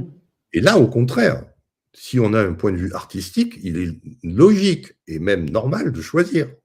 Parce que ce qu'on veut montrer, c'est l'aspect esthétique. Donc Emoto, lui, il était un artiste, ça fait aucun doute. Mmh. Mais on ne mélange pas l'art et la science, ça se mélange Voilà. assez mal. Mais il a sensibilisé au fait que l'eau pouvait être une eau morphogénétique et Voilà. qu'elle pouvait prendre des formes en fonction de l'information qu'on y met. Non, justement, parce qu'il a montré que la glace, Oui, la pas glace. l'eau, Oui, oui. la glace pouvait avoir des formes différentes. Parce que l'eau, avant de faire le cristal de glace, euh, c'est de l'eau, hein. Ce n'est qu'une fois que vous avez fait cristalliser sous forme de glace votre eau que vous avez une image. Mmh. Il faut savoir que si vous faites cristalliser l'eau sous forme de glace, c'est plus de l'eau, c'est de la glace. Et la glace n'a aucune propriété. Mmh. Donc là, on retombe sur d'un point de vue artistique, c'est parfaitement valable de faire ça. D'un point de vue scientifique, non, on ne peut D'accord. établir aucune corrélation entre la photo de la glace et l'eau qui a été utilisée pour informer par la pensée. Il n'y a Mmh. aucun. Et d'ailleurs, ça me fait penser, à l'époque, je t'avais demandé, parce que tu sais que je commercialise un cuve-vapeur. Là, j'ai un conflit d'intérêt, c'est vrai. Et j'avais mis au point avec des normes, etc. Et j'ai dit, je comprends pas. J'ai fait 2 laboratoires différents et à chaque fois, la vitamine C est intacte, alors qu'on dit qu'à 40 degrés, elle disparaît. Et tu m'avais expliqué, donc est-ce que tu peux réexpliquer aux gens, parce que moi, je suis pas capable d'expliquer comme toi, pourquoi le fait d'avoir un dôme donc permet à l'eau de condensation de ne pas tomber sur l'aliment, on est dans un air humide avec une circulation. Tu peux expliquer pourquoi je n'altère pas les vitamines thermosensibles? Alors, bon, là, il faudrait que je relise ce que j'avais écrit à Ouais, l'époque. Que une pour moi, histoire d'enzymes, je ne sais plus déjà un peu lesquelles. vieux. C'est déjà un peu vieux, mais bon, je peux quand même te répondre aujourd'hui, hein, il n'y a pas de souci. Ouais. Euh, Déjà, 40 degrés, ça m'étonnerait que la vitamine C soit instable à cette température. Mm. Euh, Parce qu'il faut toujours faire la distinction entre 40 degrés in vitro et 40 degrés in vivo. Mhm. Alors, est-ce que les 40 degrés dont tu parles, qui dit qu'on a. Non, mais ça, c'est le courant des mortels qui dit qu'à 40 degrés, la Oui, vitamine C est in détruite. Ouais. vitro ou in vivo? In Ça, vivo, je. personne n'a fait la distinction. Si, moi, je peux te dire. Parce que, Voilà, ouais. non, je peux te dire que je suis chimiste. Donc, Mm. je sais très bien que vu la structure de la vitamine C, ce n'est pas Ouais. une température de 40 degrés qui va l'abîmer, hein. Mm. C'est Mm. normal qu'elle reste intacte à Mm. 40 degrés. Si tu allais à 150 ou 200 degrés, Ah oui. là, on serait à se poser des questions. Mm. Mais à 40, ça, c'est sûr que la vitamine C est parfaitement stable. Par contre, in vivo, si cette vitamine C est dans une cellule et qu'à côté, il y a toute cette température extracellulaire qui est. On sait que quand on atteint 40 degrés, c'est qu'on a une bonne fièvre, hein. Mm. Et si on a une bonne fièvre, c'est parce qu'il y a une activité. Mm. Euh, Comment on appelle ça? Les anticorps, les Mm. bactéries. Il y a Mm. une activité biologique et c'est cette activité biologique qui détruit la vitamine C. Ce n'est pas la température. Mhm. Donc, D'accord. Donc, il y a une histoire enzymatique qui est préservée dans une voilà, vapeur qui n'est pas sous pression et qui n'est pas en saturation d'eau. voilà, il faut toujours séparer ce qui est in vitro et in vivo. Ah, ça, c'est intéressant, ça, moi, j'y avais pas pensé. On me demande qu'est-ce que tu penses du filtre Geyser, Geyser. Je ne connais pas. Il faudrait avoir plus d'informations parce que je vous dis, moi, je ne suis pas une encyclopédie. Ça fait 40 ans que je travaille sur l'eau. J'ai sûrement rencontré ce système, mais Et j'ai pas. Sawyer, Sawer, tu connais? J'ai pas entendu. Sawyer, Sawer. Non, c'est Non, pareil. il en existe des filtres, hein. Moi, je ne les connais pas tous, hein, non plus. Alors, faudra-t-il canaliser l'eau de pluie de toute la planète exactement comme les pipelines du gaz? Ça, c'est une joke. Et l'eau des légumes? Alors ça, par contre, c'est une très bonne eau, l'eau des légumes. Là, on aborde le problème des minéraux. C'est-à-dire qu'on a besoin d'eau pour vivre, mais on a aussi besoin de minéraux, ce qu'on appelle les minéraux essentiels. Et si on doit prendre des minéraux, c'est sûrement pas par l'eau, hein. Voilà. C'est la plus mauvaise façon de se minéraliser, l'eau. Parce que, à la limite, tout ce que vous allez faire, c'est boucher vos canaux et vos vaisseaux, hein, par des précipitations. Donc, si on veut avoir son apport en minéraux, ça, c'est uniquement les fruits et les légumes. Donc, on est d'accord que l'eau, on nous dit buvez cette eau, elle est bourrée de magnésium, c'est de la connerie parce qu'on ne l'assimile pas. T'es d'accord? On ne l'assimile pas, mais on en assimilera d'abord très peu par rapport à ce qu'il y a, et puis le reste, ça fera travailler les reins, ça fera travailler, parce qu'il faudra éliminer tout ça. Donc le mieux, la nature a très bien prévu, l'eau, c'est pour l'eau, les fruits et les légumes, c'est pour les minéraux. Oui, voilà, très Et bien. puis, comme tu as fait de la nutrition, il y a aussi les fibres. Bien sûr. Après, il faut aller dans l'intestin, avoir un mouvement intestinal. Donc là, le fait, parce que si tu bois de l'eau et des minéraux, tu peux avoir peut-être une partie des minéraux, mais tu n'as pas les fibres.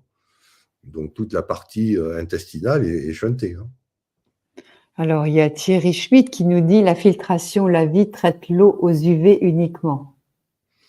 Là, il met la filtration, la vie traite l'eau aux UV uniquement. Oui, ça c'est possible. Moi, la filtration, c'est pas un système qui m'intéresse, donc j'ai pas regardé en détail ce qui se passait. Hein. D'accord. Et les petites céramiques, les EM là qu'on met dans l'eau, qu'est-ce que tu en penses? Ah ben c'est l'infrarouge là. Ah, c'est de l'infrarouge. C'est l'infrarouge là qui permet de dynamiser l'eau. Alors là, ça me permet aussi de dire une chose. Dites bien dynamiser, surtout pas structurer. D'accord. Parce que ce que je sais en 40 ans de recherche sur l'eau, c'est que l'eau n'a aucune structure. D'accord. Elle a une dynamique qui lui est propre, une dynamique qui peut être mortifère, une dynamique qui peut être favorable à la vie. On peut la dynamiser. Donc, essayez toujours, quand vous parlez de ces systèmes de traitement d'eau, on appelle ça subtil, quoi. C'est pas simplement de la chimie et de la physique de base, de parler de dynamisation de l'eau et surtout pas de structuration. D'accord. Et il y en a un qui dit, Ryder, si l'on prend du gros sel de qualité que l'on croque en buvant de l'eau, n'est-ce pas une bonne source de minéraux? Non. Il y a trop de sel. D'accord. C'est toujours pareil. Il ne faut pas aller dans les excès, en fait. Et si vous prenez des grains de sel, vous allez faire travailler votre corps pour éliminer tout l'excès qui n'est pas nécessaire. Normalement, vous devez prendre juste ce que vous avez besoin. Et c'est ça qui est bien avec le fruit ou le légume, c'est que vous réglez la quantité par exemple, par le nombre, si c'est je vais prendre des framboises, suivant le nombre de framboises que vous prenez, vous réglez la quantité de sel que vous amenez. Vous voyez, on a par la quantité de fruits et de légumes, on peut doser. Quand vous prenez des grains de sel, là, on est alors, Monique, je la connais, Monique Schweitzer, et l'eau microstructurée dont on parle beaucoup, c'est quoi ça? Voilà, dès qu'il y a le mot structure, moi, je vous conseille d'être très, très, très prudent. D'accord. Bah, ça veut dire que la personne n'a pas suffisamment travaillé l'eau. C'est dit. Ok. Bon, il y a des gens qui te connaissent, qui te saluent, etc. Mais écoutez, je crois qu'on a fait le tour, non? À moins que vous ayez encore une question. Et les condensateurs atmosphériques, c'est quoi ça? Les condensateurs atmosphériques. Ben, ça, c'est le système la Terre est un condensateur, c'est-à-dire la Terre est négative, le ciel est positif, et ça fait ce qu'on appelle un condensateur. Oui, bon, d'accord. Mais bon, oui, c'est un condensateur naturel, hein, qui se décharge, qui se charge, et de temps en temps, s'il est trop chargé, donc qu'est-ce qu'il fait? Ben, il y a un orage. Et donc, ça décharge sous forme d'éclair. Et alors, moi, je m'étais intéressée, je ne sais pas si tu t'es intéressé à ça, au fameux deutérium qu'on trouverait dans l'eau lourde, mais qu'on trouverait beaucoup dans l'eau aujourd'hui. C'est quoi cette histoire de deutérium? Je me suis pas du tout. Ça, j'ai découvert, et c'est grâce à toi que j'ai découvert ça. Alors, il semblerait qu'il la vend d'une blinde, et il semblerait que cette eau ait une capacité de te détoxifier, de t'aider à retrouver on va dire un bon équilibre, je ne sais pas. Voilà, moi j'ai reçu cette information venant de ta part. Donc moi, chaque fois qu'on va sur mon site, il y a un formulaire de contact, on peut me poser une question. Soit je réponds, si la question est vraiment banale et que j'ai déjà répondu des milliards de fois, ben, je réponds. Mais si la question n'est pas banale et qu'elle mérite un développement, à ce moment-là, je fais une chronique. D'accord. Donc, tu vas t'y intéresser, tu nous feras un petit article? Oui, je peux faire une chronique sur l'eau Ouais, appropriée en deutérium. ouais, Parce que bon, comme je fais toujours, quand on me donne une information, ben, je vais sur Internet et je vérifie ouais. cette information. Ça, c'est la première chose. Donc, j'ai vérifié ton information, elle est effectivement correcte. C'est-à-dire, il y a des études scientifiques qui se sont intéressées à la quantité, parce que naturellement, l'eau a une certaine quantité de deutérium, et on peut très bien appauvrir, par des procédés chimiques ou physiques, on peut appauvrir l'eau en deutérium. Et il y a des gens qui l'ont fait pour voir ce que ça faisait. Et Mhm. effectivement, il semblerait qu'il y ait une concentration optimale en deutérium où on peut lutter contre ce qu'ils appellent le stress, Stress l'endométriose. oxydatif. Ah, l'endométriose. Ah, d'accord. C'est-à-dire que pour des personnes qui ont des problèmes avec le diabète et la gestion du sucre, ça peut être bénéfique de boire ce type d'eau. Enfin, c'est ce que montrent les études. Sachant que ces études n'ont pas été initiées, d'après ce que j'ai compris, par ce problème-là, mais ils ont été initiées parce que c'était pour traiter le cancer, en fait. On s'était aperçu dans le traitement du cancer, on voulait vérifier que le deutérium pouvait avoir un effet sur la prolifération cancéreuse. Et en Mhm. fait, le deutérium ne joue pas. Mais par contre, dans les populations de cancéreux, il y avait les diabétiques. Et comme Ah ces oui, gens-là bien sûr. étaient sous suivi médicaux, on avait constaté que le fait d'appauvrir l'eau n'améliorait pas leur cancer, mais par contre, améliorait considérablement leur état diabétique. D'accord. D'où l'idée après d'étudier spécifiquement sur le diabète. Donc là, j'ai collecté une dizaine de références. Je peux faire une chronique là-dessus. Oui, ce serait intéressant. Et C'est on peut trouver, c'est quoi vaste. ton site internet, c'est quoi? Alors, mon site, c'est très simple, c'est Marc-Henri en un seul mot. Marc, mon prénom, Henri, mon nom avec un Y. Oui, Un seul mot, marchenri.org. .org. Et on peut trouver comme ça ton dernier article sur l'eau, justement, que Oui, tu as alors, fait j'ai mis des origines. le dernier article, là, je l'ai mis sous forme de preprint parce Oui. que je n'ai eu la confirmation d'acceptation que ce matin. Ah, Donc, super. ouais, donc, Waouh, bien. Bah, tu vois, quelle synchronicité. confirmation et la publication de l'article dans la revue, il va se passer 6 mois. Hein. Donc là, il y aura encore le préprint pendant 6 mois. Mais bon, il faut savoir que maintenant, l'article a été accepté. Donc, il y a bien sûr cet article-là. Il y a l'article que j'ai fait sur l'eau et la musique, pour ceux qui sont intéressés par la musique. Puis, il y a tous les articles que j'ai fait sur l'eau et la conscience. Voilà, donc c'est simple. Vous avez un truc quand vous parle d'eau, hop, vous allez voir sur mon site où j'ai traité. Et à quel cas, il y a 90 chroniques, donc il y a de quoi faire. Vous lisez la chronique. Et les chroniques sont quand même rédigées, pas pour des spécialistes, hein, c'est pour rédiger pour le grand public, pour que tout le monde puisse comprendre. Alors, ça demande des fois un petit peu de travail intellectuel, mais c'est abordable. Ou le Pour- sujet pour- n'est pas traité. Je n'ai pas traité le sujet, donc vous n'avez pas la réponse, et auquel cas, il y a un formulaire de contact. Vous mettez un petit mot disant voilà, j'aimerais avoir des informations sur ceci, cela, je vous fais quelques références. Et soit la réponse, je l'ai déjà faite par ailleurs, mais je ne l'ai pas mise sur le site, soit elle mérite une nouvelle chronique, et là, je fais une nouvelle chronique. Ah, super. Il Là, y je a, il y a Cédric qui nous demande au bout de combien de temps l'eau commence à se détériorer lorsqu'elle est à l'air libre. très vite. Ah oui, Alors, très vite, ça dépend évidemment de la température. C'est-à-dire, plus la température est élevée, plus la prolifération, s'il y a des contaminations bactériennes, ça va très très vite. Hein. Il faut savoir qu'en biologie, les développements bactériens sont exponentiels. Hein. C'est-à-dire que c'est pas parce que si vous êtes à 0 degré, vous faites un delta de 1 degré, il se passe quasiment rien. Mais si vous êtes à 40 degrés, vous passez à 41, ça explose. Donc, normalement, l'eau n'est pas faite pour être conservée.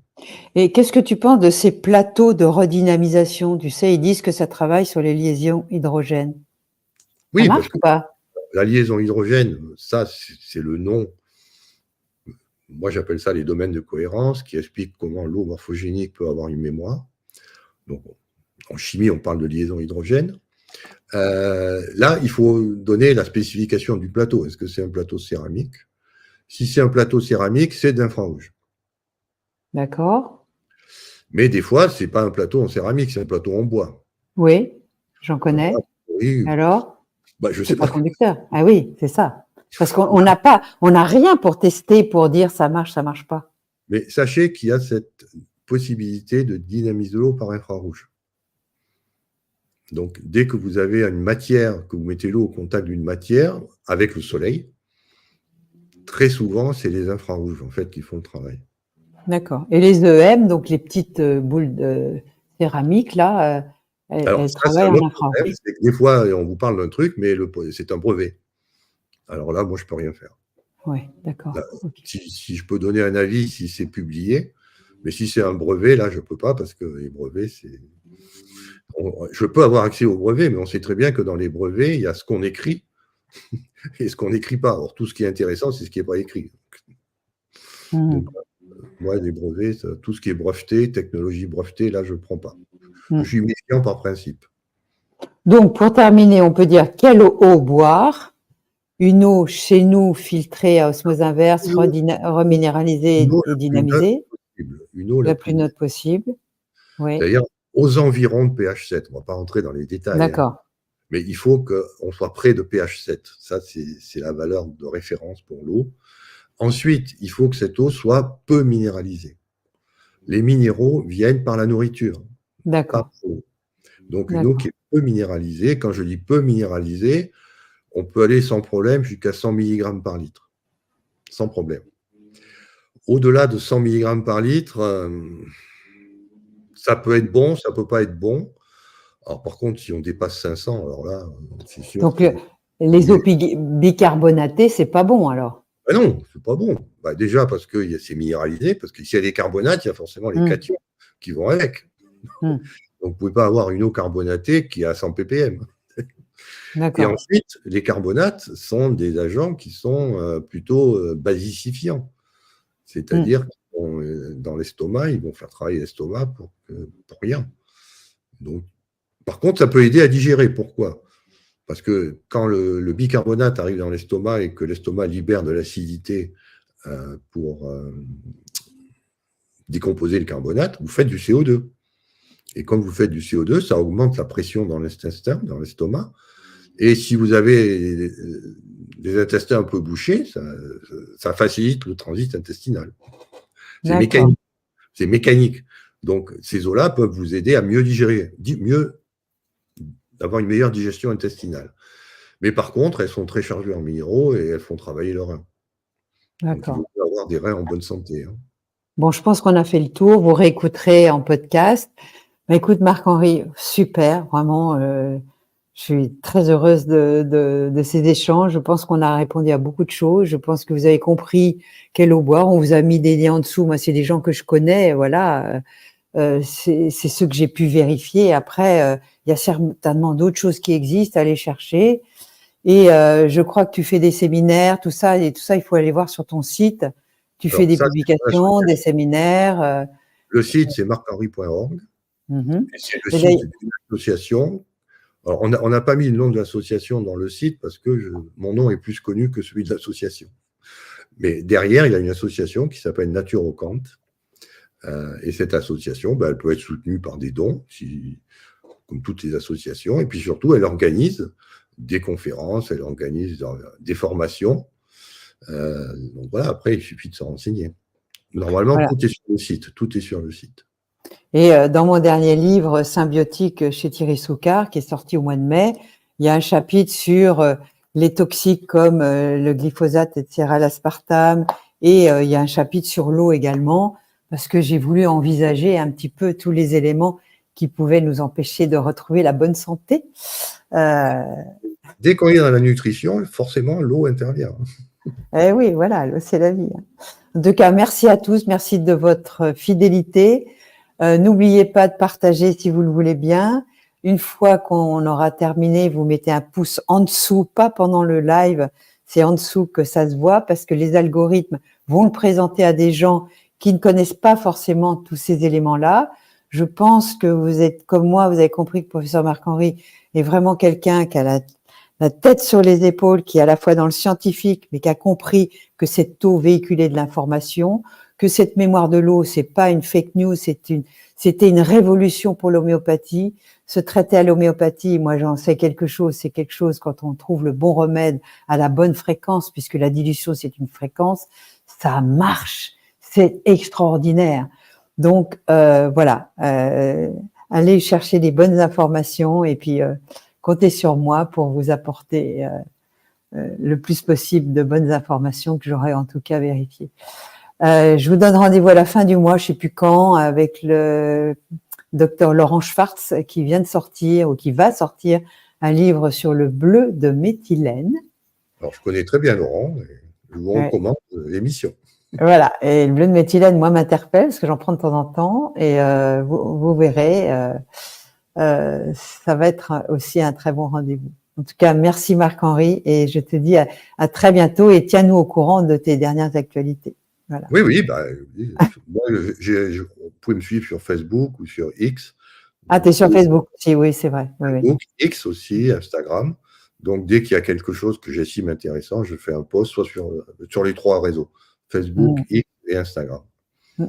Ok, merci beaucoup, merci à tous, bon appétit, bonne nuit et puis à très bientôt. Bye bye. Bye bye.